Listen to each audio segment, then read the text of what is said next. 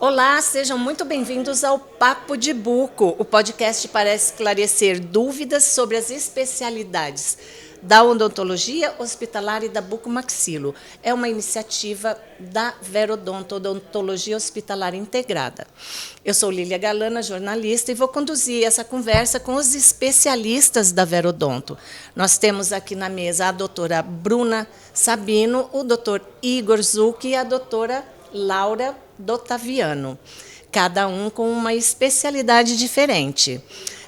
Os profissionais vão nos explicar diversos temas dentro da área de odontologia hospitalar e da bucomaxilo, tanto para leigos quanto para profissionais que possam querer seguir essas áreas específicas. Assim, já começo a pergunta para a doutora Laura.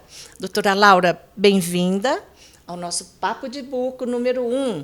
E eu gostaria que você nos explicasse como funciona a Verodonto.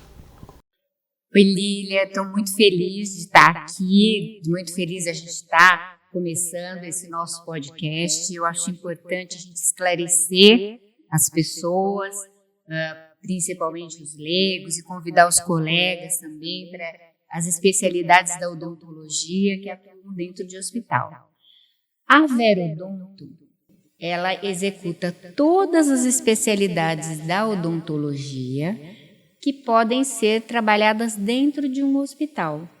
Então, normalmente os hospitais eles têm os serviços de bucomaxilo, que são os serviços que geralmente atendem aos acidentes, onde tem traumas de face, que fazem as cirurgias de lesões da face, as cirurgias ortognáticas para quem tem alguma alteração de crescimento dos ossos da face. Então, isso é um serviço que já está consolidado em diversos hospitais.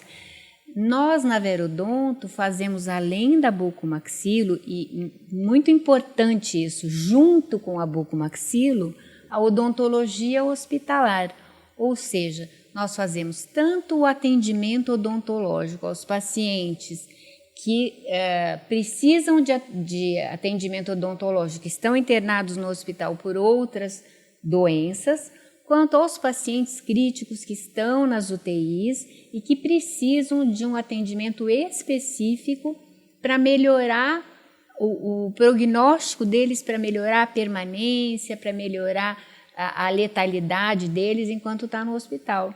Você vê que a gente escuta com frequência, fala, fulano foi parar na UTI, aí teve uma pneumonia e aí morreu em função da pneumonia. Isso é muito importante. Lá na Verodonto a gente tem um trabalho direcionado para isso e a gente praticamente não tem os pacientes morrendo de pneumonia nessa situação. Então a Verodonto é isso, ela executa todo o atendimento odontológico que pode ser realizado dentro de um hospital. Dentro de um hospital. Entendi. Doutor Igor, bem-vindo. E eu gostaria que você explicasse para a gente o que é a cirurgia bucomaxilofacial. Bom, obrigado pelo convite, obrigado por estar participando aqui desse primeiro episódio. E a cirurgia bucomaxilofacial, como a doutora Laura já introduziu, ela é uma especialidade da odontologia, né? É a especialidade que realiza os procedimentos cirúrgicos da cavidade bucal e da face. Então, a gente está falando aí de todas as alterações que necessitam de um tratamento cirúrgico. Extrações dentárias, patologias, tumores benignos, lesões, a parte de biópsias e a parte também de traumas, né? A parte hospitalar. Então, parte da especialidade atua no ambiente ambulatorial, no consultório odontológico. E também tem a atuação dentro de um ambiente hospitalar, que a Verodonto exerce com seus braços, né, com seus outros ramos especialistas. E o que a gente aborda, o que a gente trata dentro de um hospital? O que o bucomaxilo, que é um dentista, faz dentro do hospital, que é um ambiente predominantemente médico, né? A gente vai lidar com traumatismos de face, então pode parecer um pouco estranho, mas é o cirurgião bucomaxilo que vai tratar uma fratura de nariz, uma fratura de óbito, uma fratura de mandíbula, um paciente que chega com abscesso, com um quadro de infecção, né, após algum procedimento ou antes de ter realizado um determinado procedimento no pronto-socorro, vai lidar com as deformidades faciais, pacientes que possuem alguma assimetria facial, alguma desordem de oclusão, de mordida, né, vamos falar assim, para o nosso público. Então, é o profissional que vai corrigir essas deformidades esqueléticas da face, é o profissional que também, junto com o especialista em dor orofacial, vai tratar alterações articulares, né, as DTMs aí que a gente observa os pacientes procurando atendimento. Então, é uma especialidade cirúrgica, é a única especialidade cirúrgica reconhecida pelo CFO, né, que vai abordar desde os procedimentos ambulatoriais até cirurgias hospitalares mais complexas, sobre anestesia geral, envolvendo toda a região de onde nasce o cabelo até o queixo, de uma orelha a outra. Então, qualquer fratura esquelética, qualquer abordagem cirúrgica na boca e na face é ali exercida, né, executada pelo cirurgião bucomaxilofacial. Muito bem. Doutora Bruna, bem-vinda. E eu gostaria de perguntar para você como que você pode, o que é e como você pode atuar na odontologia hospitalar. Obrigada pelo convite, estou muito feliz de estar aqui para falar para vocês como que é a odontologia hospitalar. O que é a odontologia hospitalar? Ela nada mais é do que um conjunto de medidas preventivas para o paciente que está no ambiente hospitalar. Então, aquele paciente crítico ou paciente que está no ambiente de internação, né? Então, que ele tenha algumas doenças odontológicas ou não, ou algumas outras doenças, lesões que podem acontecer durante o tratamento. A gente sabe que tem algumas lesões de cavidade oral que podem ser causadas pelas medicações que esse paciente usa. Ou é um paciente também que ele vem já com uma doença odontológica pré-existente à internação. Então, a gente trata esse paciente, faz o diagnóstico e a prevenção dessas doenças, porque elas podem acabar interferindo nas terapêuticas, né? No tratamento do médico para aquele paciente. Então, isso pode atrasar o tratamento dele, pode fazer com que ele permaneça mais tempo dentro da internação e evoluir para outras doenças sistêmicas por conta de alguma lesão ou alguma doença odontológica ali, né? E para atuar dentro do ambiente hospitalar, da odontologia hospitalar, hoje, né, é necessário que você tenha a especialidade da odontologia hospitalar, que hoje em dia saiu esse ano já pelo CRO, né, a obrigatoriedade já de ter a especialidade. Então, para quem quiser fazer e atuar dentro da unidade de terapia intensiva ou dentro das internações do ambiente hospitalar, é necessário fazer o curso de especialização em odontologia hospitalar. Em quais situações um paciente pode precisar de um dentista no ambiente hospitalar? Eu pergunto pelo seguinte, durante a Covid eu fiz uma cirurgia delicada e passei uma noite na UTI, no hospital onde a Verodonto atua. E eu fui surpreendida no dia seguinte, né, the day after, além de, né, ter que levantar, tomar banho, aquelas coisas todas, passar o remédio, medir a pressão, né, aquele beabá que a gente já está acostumado. Eu fui surpreendida por uma dentista da equipe de vocês, que veio também inspecionar, né, olhar minha boca, como é que estava, se estava tudo limpinho, bacana, se não tinha nada assim muito diferente. E eu achei aquilo inusitado. E depois dessa experiência, eu não quero nada menos do que isso, porque eu acho que todo mundo internado tem direito a isso. Eu achei muito diferente, achei assim sensacional.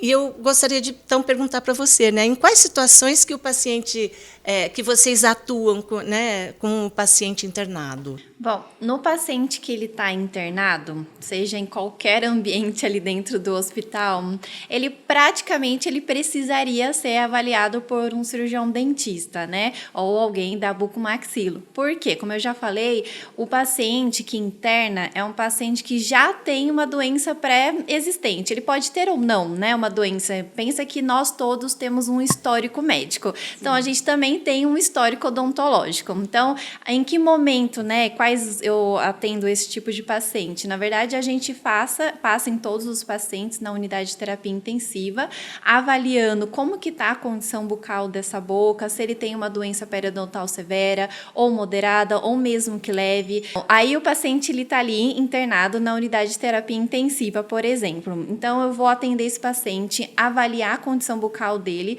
porque por conta das terapêuticas terapêuticas médicas, por conta da condição clínica desse paciente, qualquer infecção ali da cavidade oral pode prejudicar o tratamento dele também. Então, eu vou avaliar todos esses casos e ver se o paciente tem alguma doença periodontal ou algum abscesso ou alguma fratura dentária que é um meio, né, de propagação de bactéria ali naquela região e ele pode ali exacerbar aquele momento infeccioso ali, tá? No caso, às vezes um paciente ele tem uma condição bucal boa, mas ele não tá assim clinicamente bem, né, dentro de uma forma que ele possa fazer todo o seu cuidado odontológico da sua saúde bucal, porque a gente vem estudando e tem mostrando aí na literatura que quando o paciente ele interna, ele tem uma certa negligência da sua saúde bucal, dos seus cuidados, né? Então, é importante que a gente esteja lá para orientar esse paciente da importância que ele tem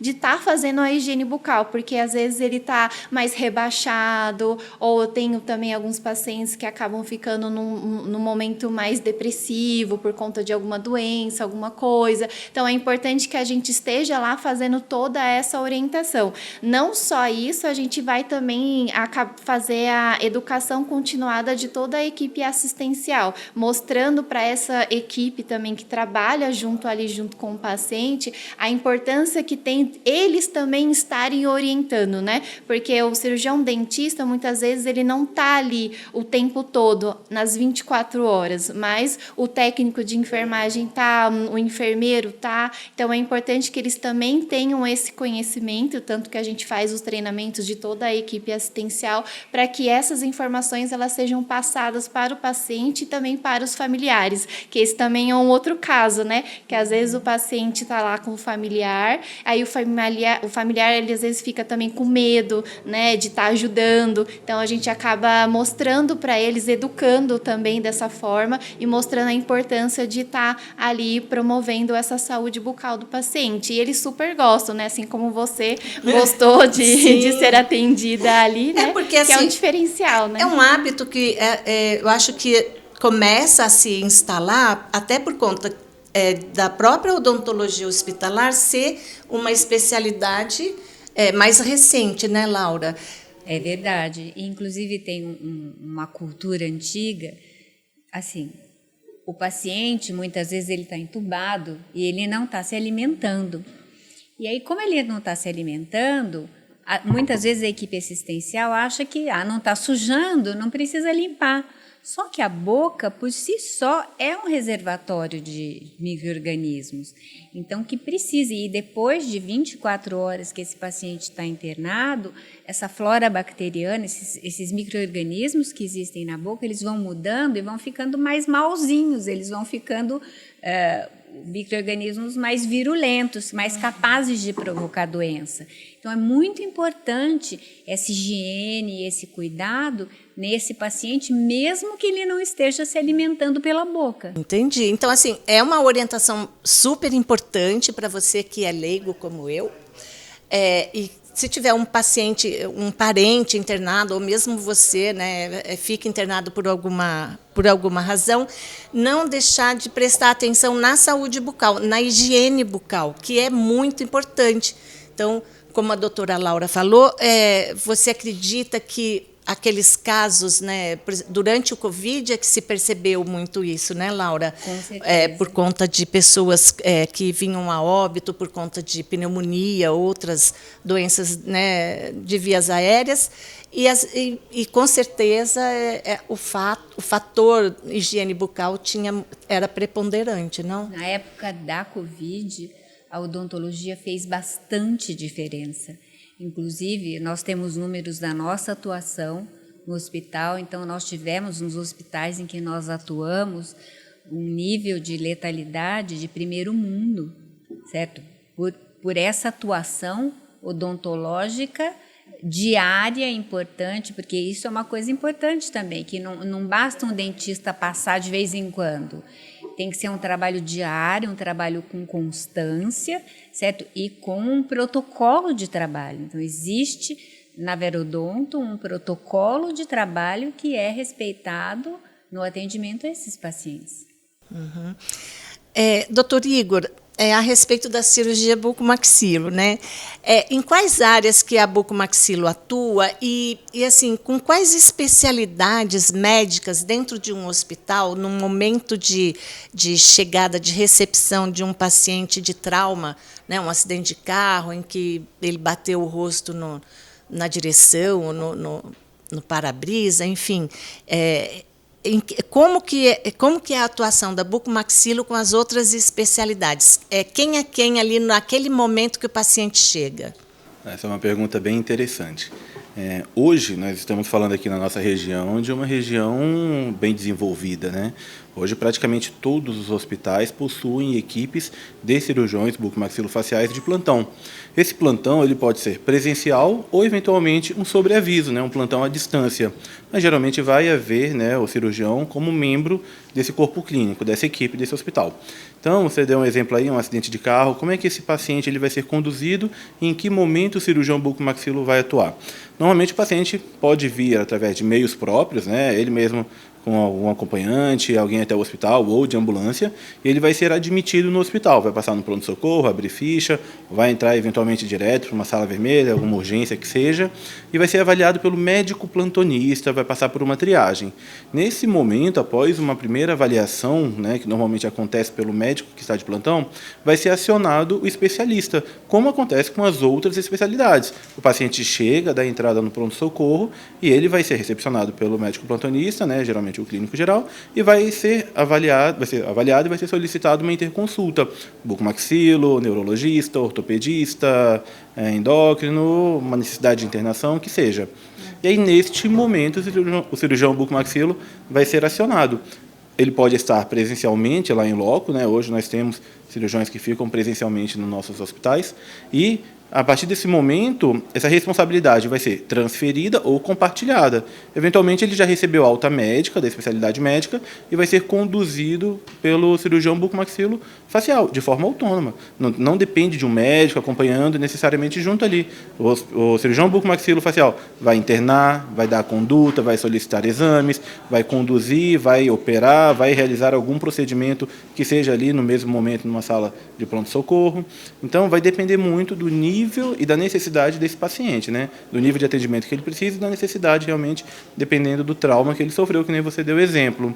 E hoje, com quais áreas, além do médico plantonista, né, a gente atua? Com todas. Então, esse paciente, como eu falei, ele não vai ser um paciente do médico que está lá e vai ser acompanhado pelo bucomaxilo. Não, ele é um paciente do cirurgião bucomaxilo, nossa responsabilidade, nossa autonomia, nossa conduta. A partir deste momento, nós iremos solicitar a avaliação que for necessária. Então, se a gente está falando de um paciente diabético, a gente vai solicitar uma avaliação da clínica médica, um parecer da clínica médica. É um paciente que tem risco vascular. Dentro do hospital, se não há um serviço de cardiologia único, vai ser também pela clínica médica. Existe uma sugestão, né, ali, uma hipótese de uma fratura de braço, vai ser avaliado pelo ortopedista. E aí o cirurgião bucomaxilo vai avaliando, vai solicitando aí as interconsultas e pareceres de acordo com a necessidade de cada paciente. Mas quem fez esse exame, quem avaliou, quem observou essa necessidade é o cirurgião bucomaxilo. O outro especialista que a gente está diretamente ligado é o anestesista, né? O anestesiologista que está ali dentro do hospital, e aí grande parte dos nossos procedimentos são realmente cirúrgicos, vai ser conduzido, seja no nível ambulatorial ou anestesia geral, dependendo do porte, da necessidade do paciente. Nosso maior, digamos assim, colega, né, parceiro ali é o anestesista, que vai dar condições para que o procedimento, num porte um pouco maior, seja executado dentro do ambiente cirúrgico, né, do bloco cirúrgico propriamente dito. Mas quais especialidades? Hoje nós temos relação com todas, desde a pediatria, geriatria, anestesiologia, o que for necessário para aquele paciente. No caso de um acidente, existe um protocolo, uma prioridade que leva em conta o risco do paciente? Seria isso? Sim, existe com certeza um grau de prioridade. A gente fala que o trauma, eu adoro falar de trauma, ele ele obedece uma sequência cronológica. Inclusive, essa sequência, ela é extremamente importante desde o primeiro atendimento. O ATLS, que é o Advanced Trauma Life Support, ele surgiu exatamente isso, priorizando exatamente uma sequência do que mata primeiro. Então, a gente não precisa perder tempo com algumas coisas, a gente tem que seguir uma sequência para ter uma sobrevida maior desse paciente. E dentro ali da rotina também, o bucomaxilo ele vai atuar, óbvio, quando o paciente estiver neurologicamente estável, hemodinamicamente estável, apto para que eu possa realizar um procedimento na hora que chegar o momento. Então, existe um treinamento, protocolos que são seguidos à risca, quando a gente fala de traumas, desde o mais simples até um trauma mais grave, né? Dentro de cada instituição, de cada hospital, que vai ter ali o momento exato para o cirurgião bucomaxilo atuar. Então, dependendo da situação, o paciente pode ter uma fratura de face, pode ter algum outro tipo de necessidade, né? Mas ele vai ser eventualmente tratado e assistido por uma equipe inicial, né? Equipe de emergência, e depois ele vai sendo transferido. Assim como nós solicitamos interconsultas, essas especialidades que recebem o paciente solicitam no momento oportuno e que há possibilidade de ser conduzido pelo bucomaxilo a nossa avaliação. Doutora Laura, a Verodonto, ela conta com serviço de plantão 24 horas de bucomaxilo no hospital, onde vocês atuam? A Verodonto conta com um plantão de 24 horas, 7 dias por semana. E uma coisa muito importante é que durante o horário comercial nós temos sempre um dentista dentro do hospital. Então, em caso de qualquer tipo de emergência, tanto de bucomaxilo quanto de odontologia hospitalar, a Verodonto tem um profissional lá dentro do hospital. A Verodonto tem um consultório odontológico inteiro equipado dentro do hospital, tem um outro CART odontológico, que dá para montar um consultório odontológico dentro do centro cirúrgico. Então, aumenta muito a qualidade do nosso serviço, a rapidez no atendimento e a eficiência com que a gente pode atender também. Sem contar a qualificação da equipe, que a gente tem uma equipe muito qualificada em todas as especialidades e apta para atender o paciente nas necessidades dele. Doutora Bruna, quais são os principais desafios que você enfrenta ao tratar pacientes no ambiente hospitalar? Bom, vamos lá. Hoje em dia, eu acho que um dos principais desafios, né, desde que eu comecei nessa área e depois fiz meu mestrado, né, com essa área também, a gente vem percebendo que, apesar da odontologia hospitalar, ela já vem sendo mostrada a sua importância com os artigos científicos desde lá de 1980, entendeu? E aí a gente olha para agora e vê quanto tempo que se passou, né, para que a gente pudesse realmente olhar a odontologia como um todo num paciente. Então, eu acho que esse é o maior desafio, entendeu? Dessa integração, de olhar a odontologia como no paciente como um todo, porque antigamente o pessoal só olhava a odonto de acordo só com o dente, né? Acabava que não levando em consideração que aquela doença periodontal, que é a doença da gengiva, que é um processo inflamatório da região, ela pode também estar envolvida com a diabetes do paciente. Ela também pode estar envolvida com o paciente cardiopata. Ela também pode estar envolvida com um paciente que vai fazer uma cirurgia de prótese de quadril, sabe? Ou prótese, alguma coisa do tipo envolvendo a ortopedia, por exemplo, né? Então, e a neurologia também. Então, assim, a odontologia hoje, ela integra muitas especialidades médicas, não só médicas, mas também toda uma equipe multidisciplinar. Então, a gente também tem uma integração muito íntima ali com a nutrição, com a fonoaudiologia, né? Então, hoje, acho que é isso. Acho que o principal desafio hoje é mostrar o quanto a odontologia, ela integra o paciente como um todo. É isso que eu ia fazer esse comentário, né? Porque a saúde do ser humano é o todo, né? É um olhar holístico, né? Que olha todos os detalhes, né? Tudo influencia, né? No bem-estar e na qualidade de vida, né? Doutor Igor, eu vou fazer uma pergunta que a doutora Laura não gosta que eu faça, mas eu vou fazer, tá bom? Qual a diferença da cirurgia bucomaxilo para a cirurgia ortognática? Se é que existe. A cirurgia ortognática, vamos lá, é uma pergunta muito comum, Tá?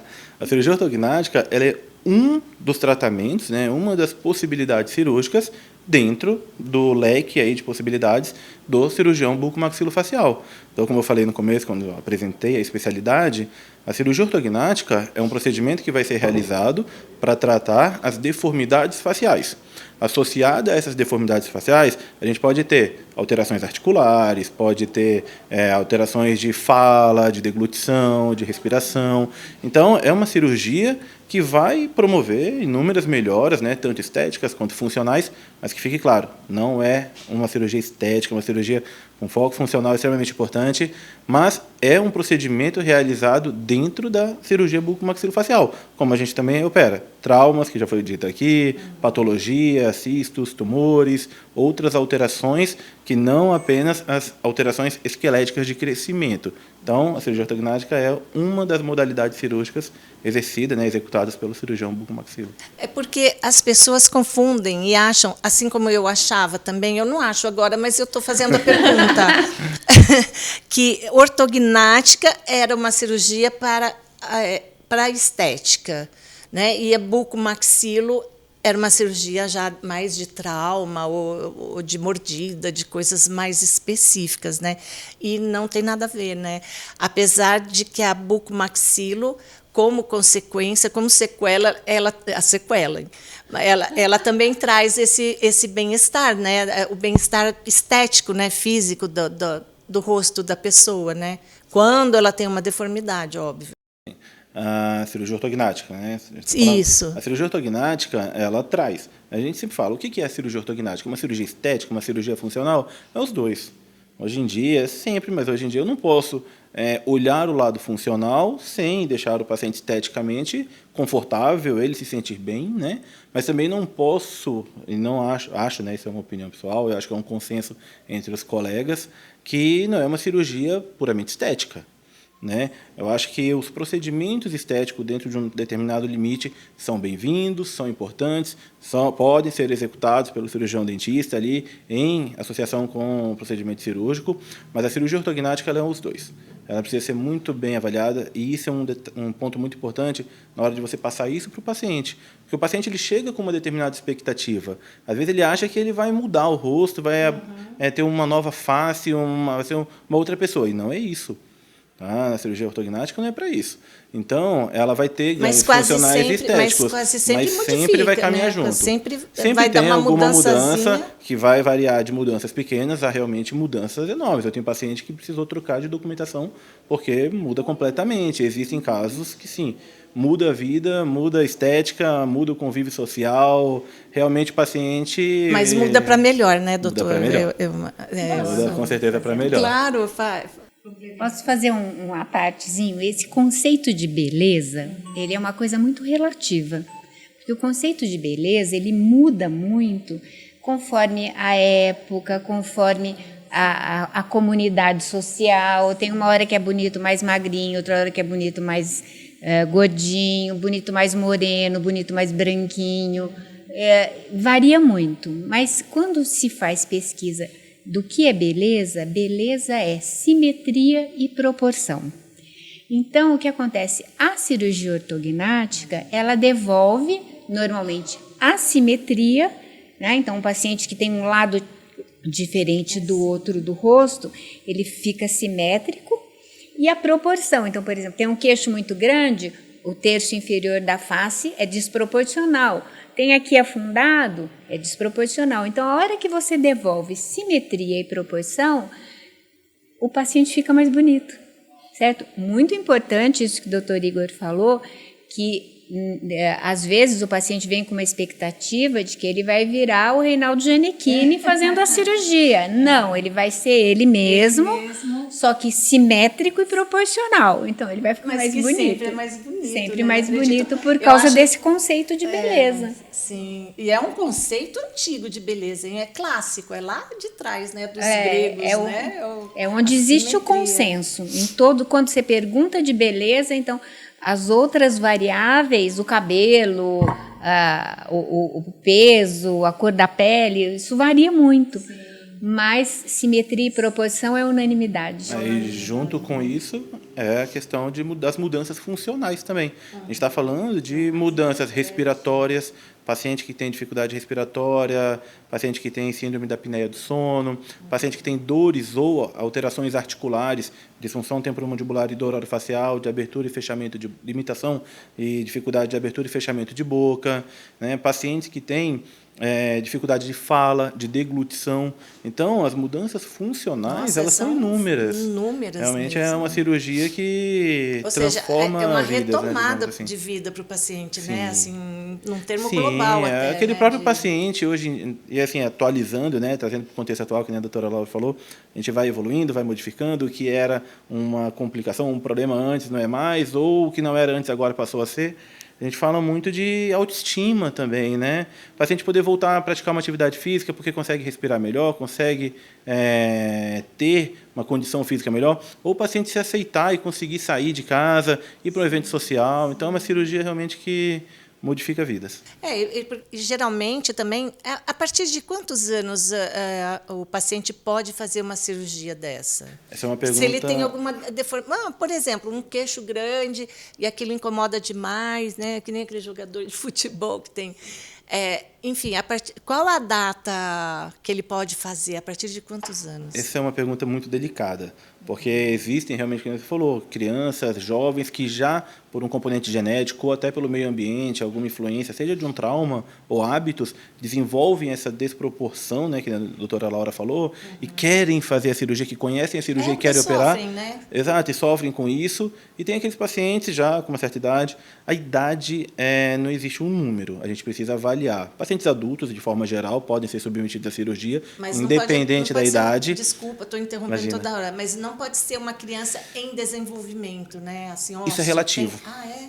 Mas, se a gente fala de uma criança que ainda está em desenvolvimento e passou ali do momento da ortopedia, que é o nosso aliado no momento ideal, corrigir essa alteração de crescimento, atuar, a gente geralmente vai avaliando o índice de crescimento ósseo, esquelético desse paciente, realmente a maturidade, né, desse paciente, para indicar o momento certo.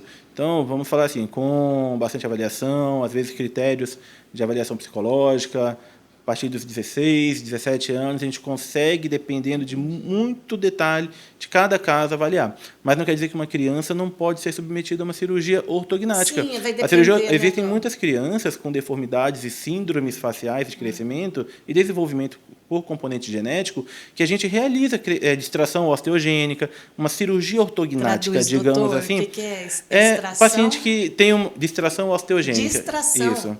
O que é? Imagina um paciente que não tem um desenvolvimento ideal, né, pela sua idade da mandíbula, por exemplo. Paciente que não tem mandíbula, não cresce. Então, a gente precisa, num momento ainda na fase de criança, colocar a aparatologia, né, ortopédica de crescimento, envolve uma cirurgia que seria aí uma ortognática, né, uma das modalidades, que vai induzir o crescimento dessa mandíbula, para o paciente poder, aí sim, mesmo criança, voltar a falar, comer, desenvolver de uma forma melhor. Então, a gente opera cirurgia ortognática em crianças? Sim, também fazemos. Um paciente, exato, um paciente que sofreu um trauma, um acidente, que nem você falou no começo, automobilístico, que seja, ciclístico na criança, ali nas férias, e perdeu, né, parte ali do esqueleto facial, da mandíbula, de um côndilo, um ATM, e precisa ser reconstruída proteticamente, de alguma forma, essa estrutura que foi perdida. Na infância, a gente eventualmente faz, mas aí é necessário um acompanhamento, porque dependendo, ela necessita ser trocada e substituída, porque o paciente vai crescendo e aquele material que foi utilizado não vai acompanhar esse crescimento. Então, existe, sim, indicações de cirurgia, vamos dizer assim, similares à ortognática, não a convencional, que é realmente o reposicionamento dos maxilares, na infância ou na juventude. Mas tudo isso precisa ser muito bem analisado, muito bem avaliado, seja o paciente, o familiar responsável, o cirurgião bucomaxilo, um psicólogo, para entender a idade certa. A cirurgia ortognática convencional, a gente fala, pacientes adultos de forma geral e pacientes ali acima dos 16, 17 anos, mas óbvio que a gente conseguir realmente identificar uma necessidade e uma maturidade, né, esquelética do crescimento facial. E um pouco mais atrás você falou sobre o acompanhamento ortopédico, mas você fala ortopédico que tem relação ao osso, né? A ossatura, não ortopédico a especialidade, né? É que existe uma especialidade, né, dentro da ortodontia, uma área dentro da ortodontia, que é a ortopedia facial dos maxilares. Então, uma criança que tem o papai e a mamãe que são classe 3, né, uma protrusão mandibular, né, um prognatismo mandibular. Então, o queixo um pouco mais avantajado em relação ao terço médio da face.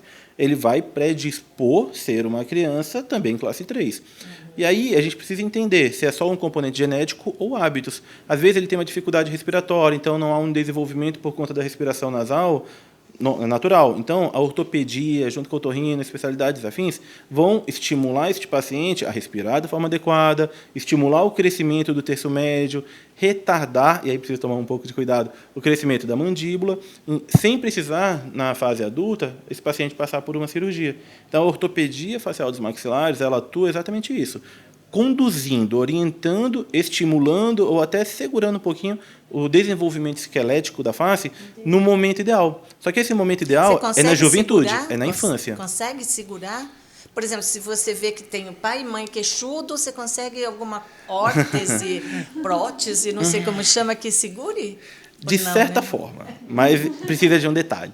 Às vezes, eu segurar um crescimento, colocar uma aparatologia, né, que vá retardar ou desacelerar, digamos, esse crescimento esquelético, eu posso induzir alterações em outra estrutura. Então, por exemplo, um paciente que utiliza uma mentoneira, né, que retarda, né, que segura, digamos assim, o crescimento da mandíbula, pode predispor a alterações articulares. Então, até que ponto isso é válido? A gente precisa realmente ter bons profissionais, fazer uma boa avaliação. Avaliar prós e contras. Exatamente. Né? Mas, sim, é possível, de uma forma geral, não vamos falar de caso a caso, induzir, estimular o crescimento de determinada região ou estrutura que está com um desenvolvimento retardado, ou segurar, com muito cuidado, o crescimento aumentado por conta de algum estímulo, seja físico, ambiente ou genético, alguma outra área. Entendi. Laura, você percebeu que a Bruna falou assim, antigamente, em 1980, eu fiquei tão nervosa. Antigamente, para mim, é 1930, gente. E aí eu quero... Estou aqui te dando apoio, Nília. Fica sossegada. Desaforo. Mas, assim, eu queria engatar nessa observação da Bruna uma coisa assim, mais antiga que... Eu acho que numa conversa que a gente já teve, você comentou sobre a evolução da odontologia hospitalar, que foi uma observação, né? Uma observação da necessidade mesmo ao longo dos anos, e que em 1950 era completamente diferente. Óbvio que em 1980 a odontologia hospitalar nasceu oficialmente, né? Mas ela já vinha, acho que a demanda era anterior. Não, acho que foi isso que a gente tinha conversado, alguma coisa parecida. O que acontece é que hoje em dia a área médica em geral, ela funciona baseada em evidências. Então não adianta a gente chegar e falar, olha, eu vou fazer a higiene dos pacientes críticos na UTI, que todo mundo vai ficar melhor. Não, a gente precisa comprovar isso com trabalhos científicos sérios e com números, certo? Como, por exemplo, o trabalho que a doutora Bruna realizou lá na UTI do nosso hospital com os pacientes críticos. Então, eu acho que a evolução da odontologia hospitalar e o respeito da odontologia hospitalar, ele aumentou com a existência desses trabalhos cientificamente corretos, de relevância, que começaram a ser feitos por profissionais. Interessantemente, os primeiros trabalhos foram feitos pela equipe de enfermagem, né? Não pela equipe de cirurgiões dentistas. E agora a gente está vendo realmente toda a época de crise muito grande, de guerra, de problema, leva ao desenvolvimento. E a gente notou que realmente na época da Covid houve um boom de trabalhos científicos, que agora a gente pode fazer meta-análises deles, né, em trabalhos multicêntricos. E isso é que eu acho que deu credibilidade e que mostrou a real importância da odontologia hospitalar. E eu sempre que eu sou chamada a falar sobre a odontologia hospitalar e montar serviços em odontologia hospitalar, eu dou esse conselho para todo mundo. Quando a doutora Bruna veio trabalhar conosco, e a gente tem uma afinidade muito grande de trabalho, de seriedade, nós começamos a compilar todos os dados. Então, todos os dados do nosso trabalho, eles estão registrados. Por isso que a gente conseguiu tanto apoio e tanto respeito. Então, eu digo para todos os colegas que estão pensando em montar um serviço de odontologia hospitalar, que trabalham com odontologia hospitalar, registrem os seus dados, tabulem os seus dados, façam a gestão dos seus dados, porque eu acho que é isso que hoje em dia é importante para mostrar a relevância do nosso trabalho. E é um diferencial acadêmico, né? Com certeza. E por falar em acadêmico, a Verodonto tem um site, aparece aqui embaixo o endereço, você pode entrar, onde tem um blog em que os especialistas da Verodonto periodicamente fazem artigos relevantes com essa linguagem mais para a comunidade, né, sobre assuntos relevantes mesmo das especialidades da odontologia. E você que nos assiste, deixe o seu like para que o nosso programa tenha relevância e alcance mais pessoas. Compartilhe, indique, dê o seu like, inscreva-se no nosso canal. As nossas redes sociais também aparecem aqui embaixo, você pode acessar e nos seguir. E mande também, através das redes sociais, mande a sua sugestão, a sua pergunta, a sua dúvida, que a gente traz essa pauta nos próximos programas. Não esquecendo que no Papo de Buco, número 2, a gente vai falar sobre dor orofacial e DTM, que são as disfunções temporomandibular. Tá bom? A gente espera vocês lá. A gente sabe também que existem novas tecnologias que ajudam bastante, né? Esses estudos de como, por exemplo, a impressora 3D e mesmo tomografia tridimensional, enfim, que conseguem mostrar e saber de que forma, né, fazer o acesso, o tamanho da peça direitinho que vai ser utilizada naquele paciente, e inclusive discutir com o paciente, mostrar para ele o resultado digital antes da cirurgia, né, para que ele possa também fazer parte dessa resolução, né, e desse trabalho que vai ser feito, né? Em que pé que vocês trabalham com isso? Então, Lília, teve uma evolução fantástica dos exames de imagem, né? Porque antigamente, assim, quando eu comecei na bucomaxilo, o que a gente tinha eram as radiografias, certo? E as radiografias, elas apresentam uma imagem em 2 planos, é uma imagem plana, a gente não sabe o que fica em cima, o que é que fica embaixo, as imagens aparecem todas planinhas. Sobrepõe uma na outra. Exatamente. Então, muitas vezes a gente ia fazer uma cirurgia imaginando que a coisa estava de uma maneira, a hora que você abria, a coisa estava de outra maneira. Hoje em dia, a tecnologia é fantástica, então a gente consegue fazer um planejamento virtual, a gente consegue fazer modelos, até se você precisa fazer uma reconstrução, você consegue fazer com uma impressora em 3D, a cópia exata do crânio do paciente, pensar o que você vai fazer, levar o crânio para casa, estudar bastante, e o resultado é muito melhor, diminui muito a possibilidade, o índice de erro. A gente antigamente fazia, inclusive, o planejamento das ortognáticas também, manual. A gente fazia a cirurgia no modelo de gesso. Hoje não, hoje é todo o planejamento virtual. A gente lá na Verodonto faz as cirurgias com o planejamento virtual. Igor, fala um pouquinho do planejamento virtual para a gente. O planejamento virtual acho que foi a principal revolução aí na cirurgia ortognática, né? E o paciente hoje ele quer ver o resultado.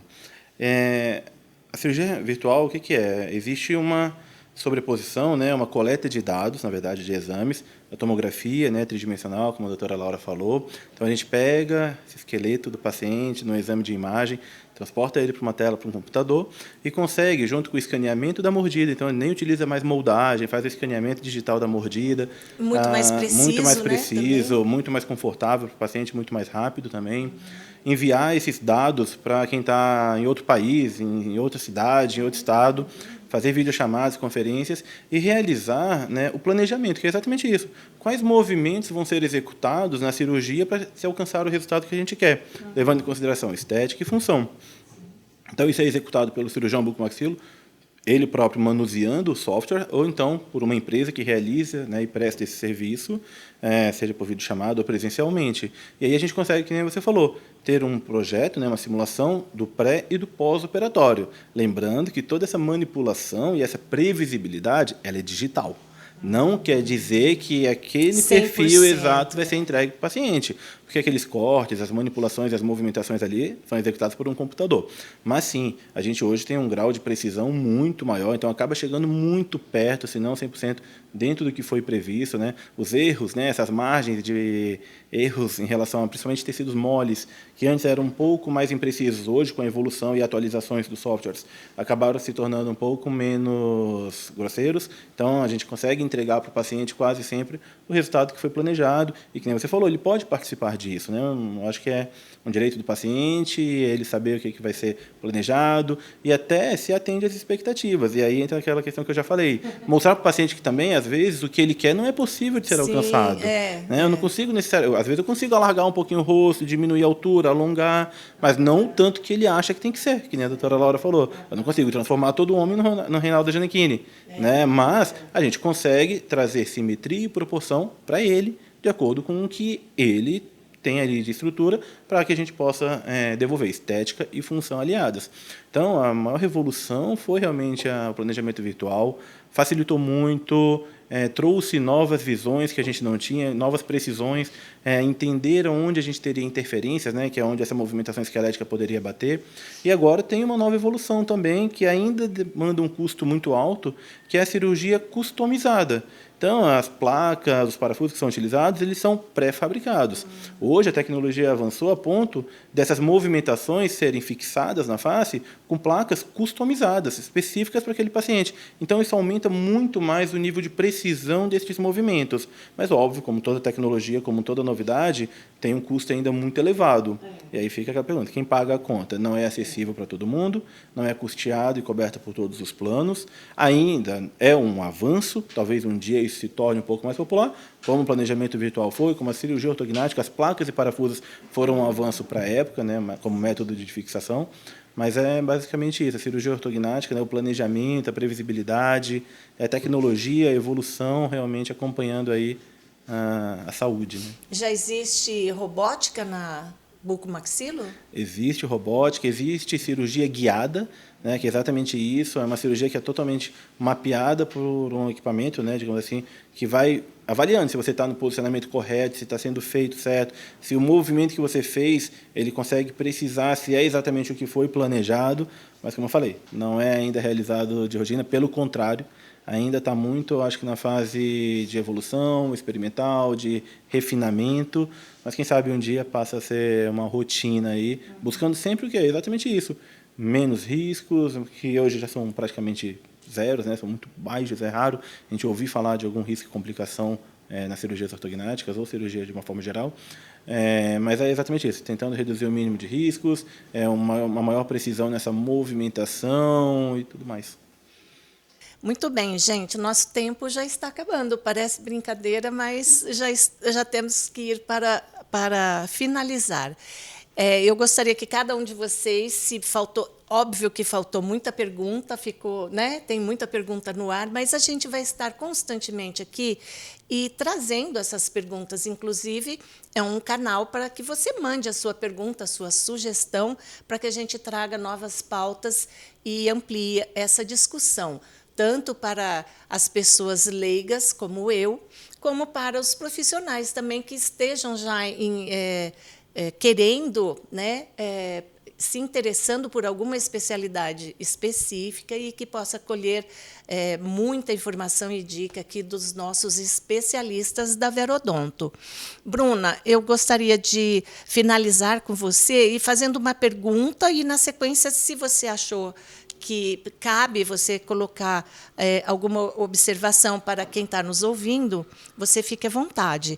Mas eu queria perguntar a respeito da especialidade odontologia hospitalar, quais são os requisitos para um profissional se especializar nessa área? Bom, para um profissional se especializar ali na área de odontologia hospitalar, ele precisa hoje, né, fazer a especialização em odontologia hospitalar. Dentro dessa especialização, ele vai ter o contato com o paciente crítico, né, e também com todas as outras especialidades dentro do ambiente hospitalar. Então, todas as especialidades médicas, outras especialidades profissionais, como nutrição, fonoaudiologia, fisioterapia motora, fisioterapia respiratória, então ele vai ter essa integralidade ali, né? E também vai ter a oportunidade também de estar desenvolvendo o acompanhamento de um paciente oncológico também, que é super importante. Então, para que o profissional queira trabalhar dentro do ambiente hospitalar, ele vai precisar da especialidade em odontologia hospitalar e procurar, né, os serviços, né, os cursos credenciados a isso e de acordo dentro com as normas do CFO e do CRO também. Muito bem. Inclusive, você citou, né, o paciente e também o trabalho da odontologia hospitalar no paciente oncológico, que a gente quase não falou, né, praticamente nada, mas a gente volta e a gente vai ter um papo de buco específico para falar de estomatologia, do paciente oncológico, da laser terapia, e você já fica convocada. Tá bom? Obrigada pela sua presença. Doutor Igor, alguma colocação que o senhor queira? Não, só agradecer, falar que toda a equipe da Verodonto, né, bucomaxilo, odontologia hospitalar e demais especialidades afins, estão aí de portas abertas para poder receber vocês, quem for especialista, quem for paciente, quem quiser tirar alguma dúvida, entrar em contato com a nossa equipe e falar que foi um prazer estar nesse primeiro episódio e que tem bastante tema aí para a gente abordar, né? Bastante assunto e novos episódios vão surgir. Deixem aí as suas perguntas para que a gente possa estar montando pautas e novos programas para vocês. Obrigado. E você também sinta-se sempre bem-vindo e logo vai ser convocado de novo, tá bom? E doutora Laura? Eu queria encerrar convidando também os colegas a conhecerem a Verodonto, né? O Igor já convidou os pacientes, eu queria convidar os colegas, certo? Que a Verodonto seja uma semente para muitas outras Verodontos, em muitos outros hospitais, em muitas outras cidades aqui do Brasil. Acho que a gente está precisando muito disso. Então, a gente abre aqui a Verodonto para vocês também, para essa implantação dos novos serviços de odontologia hospitalar, em que a odontologia hospitalar e a bucomaxilo caminhem juntas, porque às vezes em alguns serviços a gente vê um pouco de animosidade entre as duas especialidades, e não é isso que funciona. Funcionam as duas especialidades trabalhando juntas, lado a lado, como a gente faz lá. Muito obrigada, Lília. Bacana. Laura, doutor Igor, doutora Bruna e doutora Laura, eu que agradeço a responsabilidade e a confiança que vocês depositaram em mim para que a gente desenvolva junto o Papo de Buco. Mas não se esqueça que o Papo de Buco é uma concepção da Verodonto, dos especialistas, dos profissionais especialistas que trabalham na Verodonto.